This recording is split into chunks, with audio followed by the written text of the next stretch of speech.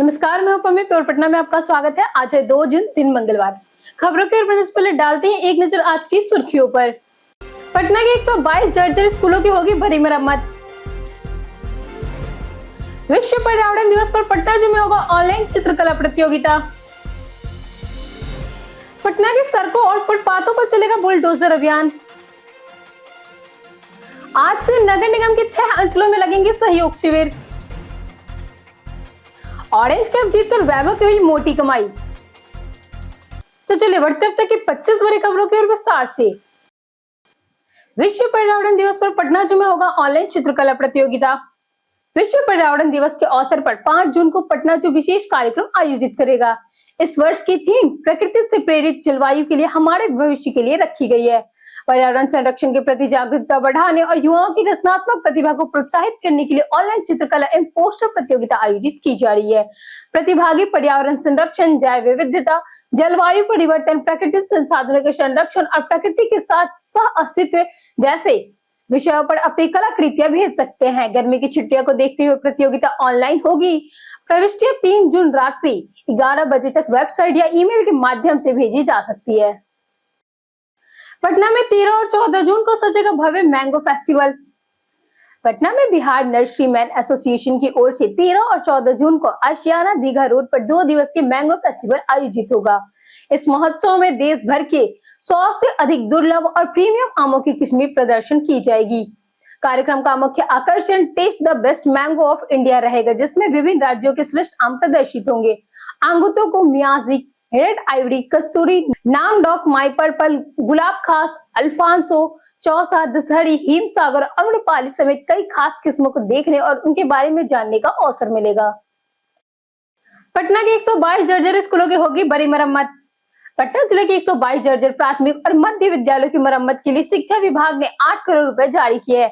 गर्मी की छुट्टियों के दौरान 21 जून तक दरवाजे, खिड़कियां, 4 दीवारी, रंग रोगन, बेंच डेस्क, वायरिंग और अन्य मरम्मत कार्य पूरे किए जाएंगे।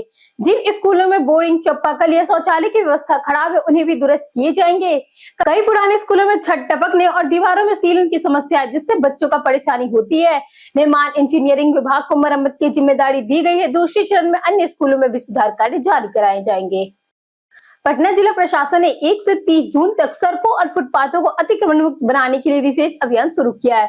जिला अधिकारी डॉक्टर त्यागरंजन एसएम के निर्देश पर 9 टीमों का गठन किया गया है।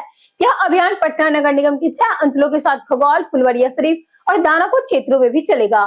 प्रशासन, पुलिस, ट्रैफिक, परिवहन, राजस्व एवं अन्य विभाग मिलकर कार्रवाई करेंगे। निगरानी के लिए 5 सदस्यीय टीम सेल बनाई गई है। हटाए गए स्थानों पर दोबारा कब्जा करने के लिए फॉलोअप टीमें तैनात की रहेंगी। पुनः अतिक्रमण करने वालों के खिलाफ एफआईआर दर्ज भी की जा सकती है। बिहार शिक्षकों के लिए प्रोफाइल अपडेट का आखिरी मौका। बिहार में शिक्षा विभाग ने सभी लगभग 6 लाख सरकारी शिक्षकों को 5 जून तक ई शिक्षा कोर्स पोर्टल पर अपना प्रोफाइल अपडेट करने का अंतिम अवसर दिया है। शिक्षकों को 54 अनिवार्य जानकारी भरनी होगी, जिनमें पंजीकरण, पद स्थापना, व्यक्तिगत विवरण और पद संबंधी जानकारी शामिल है। त्रुटि होने पर जिला कार्यक्रम पद अधिकारी को आवेदन देकर 48 घंटे में सुधार कराया जा सकेगा। वहीं 1 जून से राज्य भर के 80,000 गाँव टोलों में कक्षा 5 और 6 के बच्चों के लिए समर कैंप शुरू हुए हैं। 30 जून तक चलने वाले इस समर कैंप में भाषा, गणित, खेल, कहानी और रचनात्मक गतिविधियों के माध्यम से बच्चों की बुनियादी दक्षताओं को विकसित किया जाएगा। ऑरेंज कैप जीतकर वैभव की हुई मोटी कमाई। राजस्थान रॉयल्स के युवा बल्लेबाज वैभव सूर्यवंशी के लिए आईपीएल 2026 बेहद शानदार रहा, जिन्होंने 16 मैच में 776 रन बनाकर ऑरेंज कैप जीती और यह उपलब्धि हासिल करने वाले सबसे युवा खिलाड़ी बने। वैभव ने emerging player, most valuable player, super sixers और super strike of the season समेत कई बड़े अवार्ड अपने नाम किए। उन्हें टीम से 1.10 करोड़ रुपए की रिटेनर फीस और करीब 1.20 करोड़ रुपए मैच फीस मिली। विभिन्न पुरस्कारों, बोनस और टाटा शेयर कार्ड समेत कई कुल कमाई लगभग 3.10 करोड़ रुपए रही, जिससे उनकी किस्मत बदल गई। बुडको का प्री मानसून अभियान, हर निर्माण स्थल की होगी जांच। मानसून से पहले जल जमाव और दुर्घटनाओं को रोकने के लिए बुडको ने प्री मानसून निरीक्षण अभियान शुरू किया है। प्रबंधन निर्देशक अनिमेश कुमार पार्षद ने निर्देश पर अधिकारी और कर्मचारी पैदल घूमकर नलिया, सड़कों और निर्माण स्थलों की जांच करेंगे। सभी परियोजनाओं को जियो टैग फोटो के साथ रिपोर्ट मुख्यालय भेजना अनिवार्य होगा। लापरवाही मिलने पर अधिकारियों की जवाबदेही तय की जाएगी, जबकि निर्माण कंपनियों पर जुर्माना, डिबरा और ब्लैक लिस्ट जैसी कार्रवाई हो सकती है। निरीक्षण में बैरिकेडिंग, खुले मैनहोल, ड्रेन और खुदाई के बाद सड़क मरम्मत की स्थिति पर विशेष फोकस रहेगा। आज से नगर निगम के 6 अंचलों में लगेंगे सहयोग शिविर। पटना नगर निगम 2 जून यानी कि आज से सभी 6 अंचलों में मासिक सहयोग शिविर शुरू करेगा, जो हर महीने के पहले और तीसरे मंगलवार को आयोजित होंगे। सुबह 10 बजे से लगने वाले इन शिविरों में नागरिक अपनी शिकायत और आवेदन जमा कर सकेंगे। कर संग्राहक, सफाई पर्यवेक्षक, निरीक्षक की उपस्थिति अनिवार्य होगी, जबकि जनप्रतिनिधियों की भी आमंत्रित किया जाएगा। शिकायतें अंचल कार्यालय, व्हाट्सएप नंबर और टोल फ्री हेल्पलाइन के माध्यम से दर्ज कराई जा सकेंगी। डीएम डॉक्टर त्यागरंजन एसएम ने निर्देश दिया है कि प्राप्त आवेदनों पर कार्रवाई 30 दिनों के भीतर आवेदक को लिखित सूचना दी जाए। ईरान अमेरिका युद्ध से बिहार पंचायत चुनाव की तैयारियां हुई प्रभावित। बिहार में पंचायत चुनाव की तैयारी पर नई मल्टी पोस्ट S3 ईवीएम की आपूर्ति में देरी का असर पड़ा है। हैदराबाद स्थित electronics corporation of India limited द्वारा निर्मित इन ईवीएमओं से इस्तेमाल होने वाले महत्वपूर्ण चिप्स के लिए कच्चा माल विदेश से आता है। ईरान अमेरिका युद्ध के कारण आपूर्ति प्रभावित हुई और अप्रैल के बजाय मई में ईवीएम भेजना शुरू हुआ। अब तक केवल पटना में 3600 ईवीएम सेट पहुंचे हैं। इससे मतदान कर्मियों के प्रशिक्षण कार्यक्रम और चुनावी तैयारियां प्रभावित हुई है। जून के मध्य तक सभी अंचलों में ईवीएम पहुंचाने की उम्मीद है, जिसके बाद प्रशिक्षण और चुनाव प्रक्रिया आगे बढ़ेगी। जानिए आज कैसा रहेगा पटना के मौसम का मिजाज। पटना में मौसम एक बार फिर करवट लेने जा रहा है। मौसम विभाग के अनुसार 2 जून से राजधानी में बारिश की संभावना लगभग समाप्त हो जाएगी और मौसम शुष्क बना रहेगा। अधिकतम तापमान 38 से 40 डिग्री सेल्सियस तक पहुंच सकता है, जबकि न्यूनतम तापमान करीब 27 डिग्री सेल्सियस रहने का अनुमान है। पिछले दिन हुई बारिश से मिली राहत अब खत्म होने वाली है और तेज धूप के साथ गर्मी का असर बढ़ेगा। मौसम वैज्ञानिकों ने दोपहर के समय लू से बचने, अनावश्यक रूप से बाहर ना निकलने और पर्याप्त पानी पीने की सलाह दी है। आईआईटी पटना के छात्र 6 जून को जाएंगे पंजाब दौरे पर।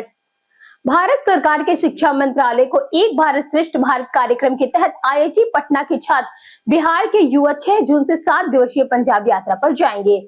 आईआईटी पटना के निदेशक प्रोफेसर टीएन सिंह ने बताया कि यह यात्रा युवा संगम 6 कार्यक्रम के दूसरे चरण के तहत आयोजित की जा रही है। इससे पहले आईआईटी ड्रो पर पंजाब के छात्र और फैकल्टी बिहार आए थे। यहाँ के इतिहास, सांस्कृतिक व प्रमुख स्थलों का भ्रमण किया था। अब बिहार के युवा पंजाब के ऐतिहासिक, सांस्कृतिक और शैक्षणिक स्थल, जिनमें जालियांवाला बाग भी शामिल है, का दौर कर वहाँ की विरासत को करीब से जानेंगे। पीएमसीएच माइक्रोबायोलॉजी विभाग में लगी आग, मची अफरा तफरी। पटना के पीएमसीएच कैंपस में सोमवार को माइक्रोबायोलॉजी विभाग में अचानक आग लगने से अफरा तफरी मच गई। विभाग से उठती तेज लपेटों को देखकर कर्मचारियों और आसपास के कार्यालय में मौजूद लोग बाहर निकल गए। सूचना मिलते ही दमकल विभाग की 5 बड़ी गाड़ियां मौके पर पहुंची और आग बुझाने का अभियान शुरू किया। स्थानीय लोग भी आग पर काबू पाने की कोशिश करते रहे। फिलहाल आग लगने के कारण पता नहीं चल पाया है। गौरतलब है कि इससे पहले भी पीएमसीएच के पैथोलॉजी विभाग और स्त्री एवं प्रसूति विभाग के पुराने भवन में आग लगने की घटनाएं हो चुकी है, जिन्हें शॉर्ट सर्किट और शिफ्टिंग कार्य का वजह बताया गया था। दीघा वेडिंग जोन में लगेंगे 50 आधुनिक प्री फैब्रिकेटेड दुकानें।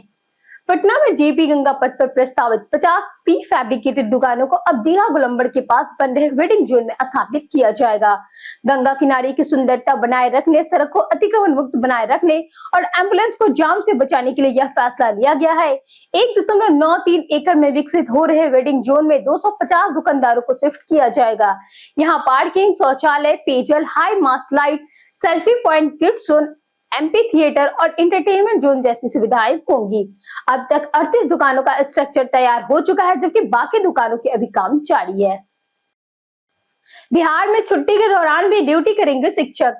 बिहार में 1 से 20 जून तक घोषित ग्रीष्म अवकाश के दौरान भी सरकारी स्कूलों के शिक्षकों को आवश्यकता पड़ने पर मुख्यालय में उपस्थित रहना होगा। शिक्षा विभाग ने सभी जिलों को निर्देश जारी करते हुए कहा कि प्रतियोगी परीक्षाओं और विभागीय कार्यों के लिए शिक्षकों की उपलब्धता जरूरी है। शिक्षकों को अपना मोबाइल फोन चालू रखना होगा ताकि जरूरत पड़ने पर उन्हें बुलाया जा सके। बिना अनुमति मुख्यालय छोड़ने की अनुमति नहीं होगी। वही ई शिक्षा कोर्स पर प्रोफाइल अपडेट करने के लिए शिक्षकों को अंतिम मौका दिया गया है। 5 जून तक 54 अनिवार्य फील्ड भरकर प्रोफाइल अपडेट करना जरूरी होगा। बिहार पुलिस भर्ती परीक्षा 2026 की सिटी स्लिप हुई जारी। बिहार पुलिस भर्ती परीक्षा 2026 के अभ्यर्थियों के लिए बड़ी खबर है।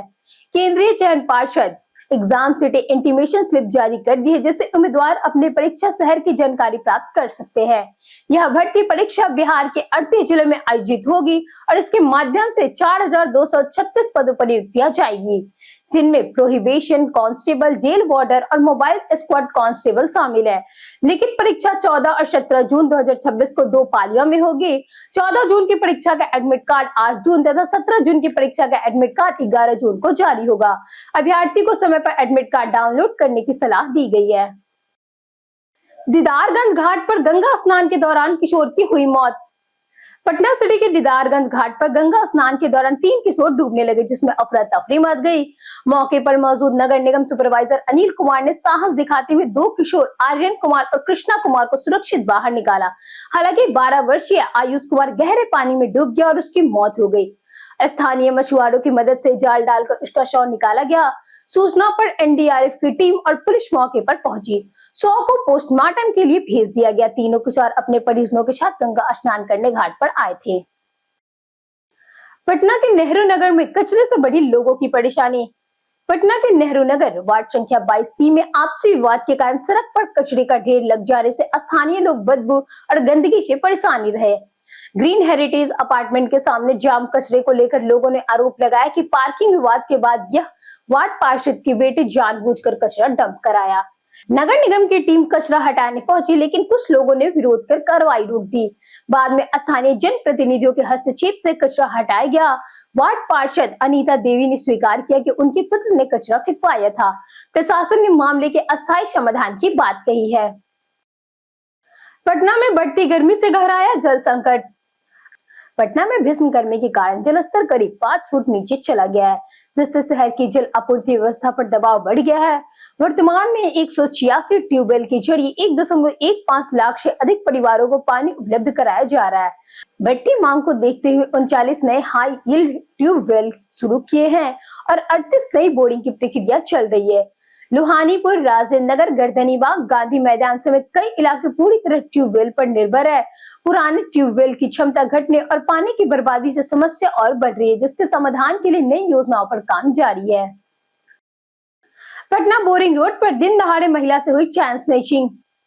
पटना के बोरिंग रोड स्थित चुन्नीलाल मार्केट के पास दिन दहाड़े चैन स्नैचिंग की घटना सामने आई है। रूपसपुर निवासी आशा देवी खरीदारी कर लौट रही थी, तभी बाइक सवार 2 बदमाशों ने उनके गले से सोने की चैन झपट ली और फरार हो गए। पूरी वारदात सीसीटीवी कैमरे में कैद हो गई। पुलिस ने फुटेज और संदिग्ध बाइक नंबर के आधार पर जांच शुरू कर दी है तथा आरोपियों की गिरफ्तारी के लिए छापामारी कर रही है। हाल के दिनों में पटना के कई इलाकों में चैन स्नैचिंग की घटनाएं बढ़ी है, जिससे आम लोगों में भय और असुरक्षा का माहौल बना हुआ है। 10 गुना मुनाफे के वादे में महिला गंवा बैठी लगभग 4 लाख रुपए।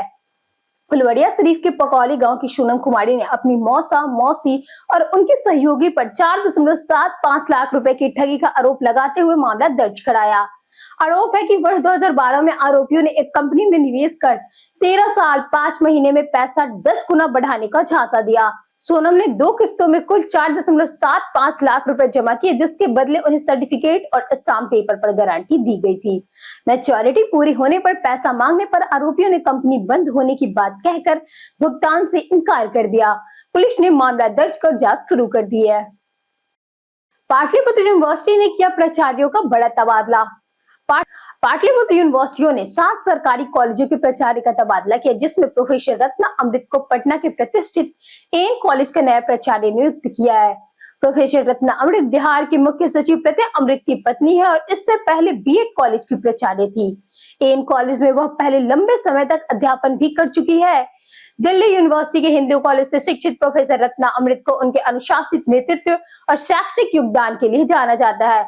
उनके सामने अब नई शिक्षा नीति लागू करने, प्लेसमेंट बढ़ाने और शोध गतिविधियों को मजबूत बनने की महत्वपूर्ण जिम्मेदारी होगी। बिहार सरकार ने आईएएस संजय कुमार को दी नई जिम्मेदारी। बिहार सरकार ने 2017 बैच के आईएएस अधिकारी संजय कुमार का तबादला कर उन्हें राज्यपाल सचिवालय बिहार लोक भवन पटना में अपर सचिव नियुक्त किया। वे पहले ग्रामीण कार्य विभाग में अपर संयुक्त के पद पर कार्यरत थे। सामान्य प्रशासन विभाग ने 1 जून 2026 को इस संबंध में अधिसूचना जारी की। आदेश राज्यपाल की स्वीकृति से लागू किया गया। संजय कुमार को अनुभवी और सक्षम प्रशासनिक अधिकारी माना जाता है, जिन्होंने ग्रामीण कार्य विभाग में कई महत्वपूर्ण योजनाओं के क्रियान्वयन में भूमिका निभाई है। उनकी नई नियुक्तियों को राज्यपाल सचिवालय की प्रशासनिक कार्य प्रणाली और समन्वय व्यवस्था को मजबूत करने की दिशा में अहम कदम माना जा रहा है। पिता लालू संग जन्मदिन मनाकर भावुक हुई रोहिणी आचार्य। राष्ट्रीय जनता दल की नेता रोहिणी आचार्य के जन्मदिन पर पार्टी कार्यालय के बाहर उनके समर्थन में पोस्टर लगाए गए, जिनमें उन्हें संघर्षशील और मजबूत नेता बताया गया। इस अवसर पर रोहिणी ने सिंगापुर में अपने पिता लालू प्रसाद यादव के साथ जन्मदिन मनाया और भावुक वीडियो साझा किया। हाल के दिनों में रोहिणी और परिवार के कुछ सदस्यों के बीच विवाद चर्चा में रहा, जिसमें उन्होंने घर से निकाले जाने और अपमानित किए जाने के आरोप लगाए थे। उन्होंने अपने पिता को किडनी दान करने के मुद्दे पर भी भावनात्मक प्रतिक्रिया दी। जेडीयू की बड़ी बैठक, संगठन विस्तार पर होगा मंथन। जनता दल यूनाइटेड की महत्वपूर्ण संगठनात्मक बैठक 21 जून को पटना के कपूरी सभागार में आयोजित होगी। इस बैठक में पार्टी के राष्ट्रीय, प्रदेश और जिला स्तर के नेता शामिल होंगे। मुख्य एजेंडा नीतीश कुमार के राष्ट्रीय अध्यक्ष चुने जाने पर राष्ट्रीय परिषद की औपचारिक मोहर लगाना है। कार्यक्रम के तहत सुबह राष्ट्रीय पद अधिकारियों और राष्ट्रीय कार्यकारिणी राजद परिषद की बैठक होगी, जबकि दोपहर में राष्ट्रीय परिषद की बैठक और खुला अधिवेशन आयोजित किया जाएगा। बैठक में संगठन विस्तार, आगामी चुनाव की रणनीति, 7 निश्चय 3 योजना के प्रचार, सुशासन और विकसित बिहार के लक्ष्य पर भी चर्चा की जाएगी। पटना में बड़ी सियासी हलचल, सक्रिय हुए पूर्व सीएम। बिहार विधान परिषद चुनाव से पहले पटना में राजनीतिक गतिविधियां तेज हो गई है। जदयू अध्यक्ष नीतीश कुमार ने राज्यसभा सांसद संजय झा और उप मुख्यमंत्री विजय कुमार चौधरी से मुलाकात कर चुनाव रणनीति पर चर्चा की। माना जा रहा है कि जदयू उम्मीदवारों के चयन और सामाजिक समीकरणों को अंतिम रूप देने में जुटी है। सूत्रों के अनुसार 10 सीटों में से 4 सीट जदयू को मिल सकती है। स्वास्थ्य मंत्री निशांत कुमार का नाम संभावित उम्मीदवारों में चर्चा में है। पार्टी पिछड़ा, अति पिछड़ा, अल्पसंख्यक और समर्पित कार्यकर्ता को प्रतिनिधित्व देने की रणनीति पर काम कर रही है। अब सभी की नजरें उम्मीदवारों की घोषणा पर टिकी हुई है। बीते दिन हमारे द्वारा पूछे गए सवालों का जवाब आप लोगों में से बहुत लोगों ने हमारे कमेंट सेक्शन में लिखकर दिया है। जिन्होंने हमारे द्वारा पूछे गए सवालों का जवाब दिए हैं, उनके नाम है संजीव कुमार, अमरजीत कुमार, रवि रंजन कुमार, शील प्रकाश, राकेश मिश्रा, कौशलेंद्र कुमार सिन्हा, जितेंद्र ठाकुर, मनोज दास, हरेंद्र सिंह और प्रदीप कुमार।